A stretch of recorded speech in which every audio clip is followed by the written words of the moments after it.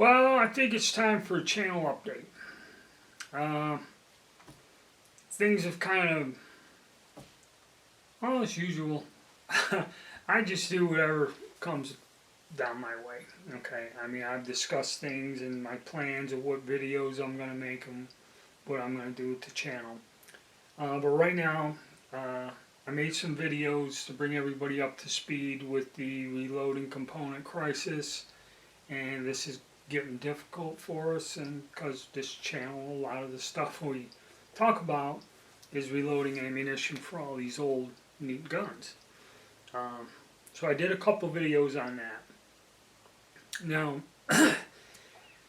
several people have approached me and asked. I was working on the 8x50 and the 8x56 Kropatschek cartridges, and I got some progress done. That strange custom cast bullet, I finally got it to work. I went out and shot it at 100 yards and checked it out, and was pretty satisfied with the results. Now the reason I made these videos about the reloading crisis is it's getting to where it's going to be extremely expensive or just impossible to load or work with some cartridges because the powder and components just aren't available. So when I did a questionnaire, a lot of people asked if I would do more, like what kind of videos you wanted to see, and a lot of the subscribers wanted to see me work more with the black powder replicas from like the Civil War period and before.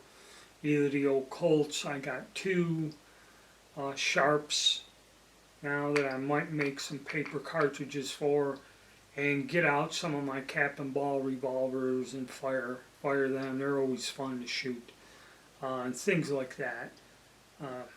Kind of revisit those things.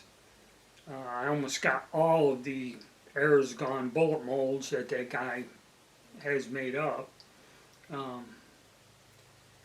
And things like that. Now, several people have asked about a couple things, but when it comes to any type of commerce on YouTube, they'll yank my videos down and this and that and everything else. Nothing to do with guns, accessories, stuff, any type of transactions are forbidden. And that's why when I do, and I may do a clean out of the garage or get up to speed on a lot of my unusual cast bullets, the ones I have all these custom molds made. There's been a few people asking about them, and I may go and do some stuff, and then if I do or if I plan to, we'll have an introductory video here, and you go to Rumble and I'll tell you what I'm doing and that. And, because I know there's several people that they always send me emails.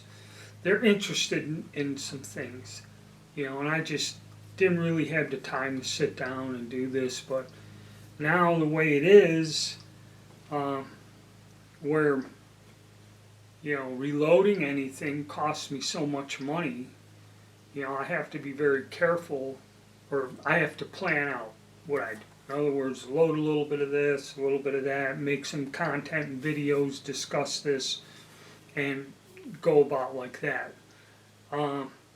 Also, just reorganize whatever I have. Some of the stuff I made up I'm not using.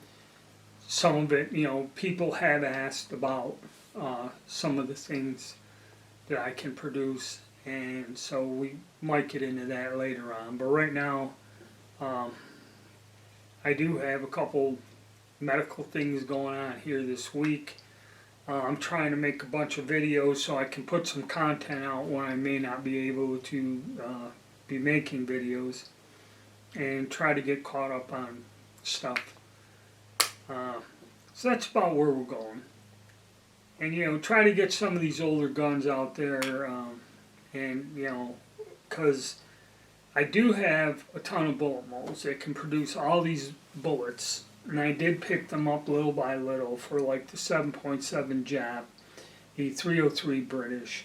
And the reason is why shoot a cast bullet when you can basically get, off the shelf for these things still, even though the price is higher, you can still just get jacketed bullets and that. The thing is, with cast bullet loads, you're usually using 50% by weight. With the other powders, cast bullets a different type of load. You're using by weight. A powder charge for a specific powder that's 50% less than, say, when I drive a standard 180 grain bullet out of a 7.7 Japanese or a 303 Enfield.